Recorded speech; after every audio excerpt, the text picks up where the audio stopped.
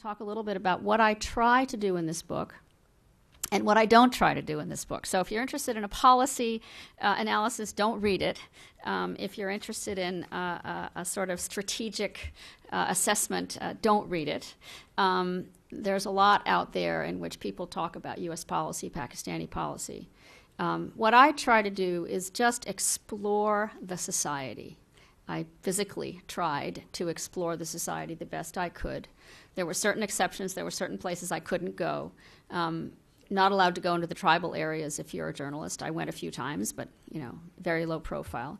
You can't go to Balochistan as a foreign journalist now, or a foreign writer, I would say, for similar reasons. They simply don't want people there, foreigners there. So, again, I really focused my reporting on Punjab, Northwest, and to some degree Sindh.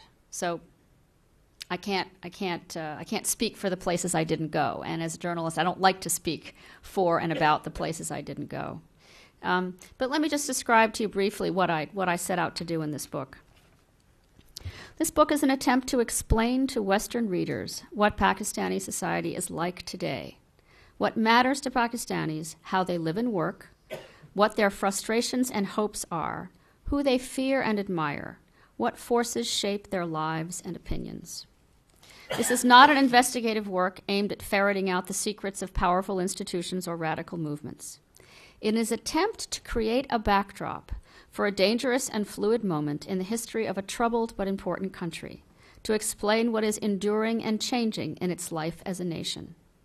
It is an attempt to explain such puzzles as why Pakistanis have a love-hate relationship with the West, why the coup-prone army remains the nation's most respected institution, why the feudal mindset continues to dominate politics.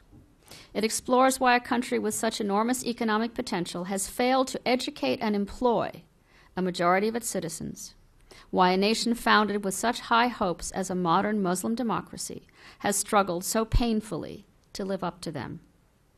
In all of these issues lurks the same central question: why is Pakistan, with its huge military establishment, its democratic form of government, and its tradition of moderate Muslim culture, failing to curb both the growing violent threat and the popular appeal of radical Islam?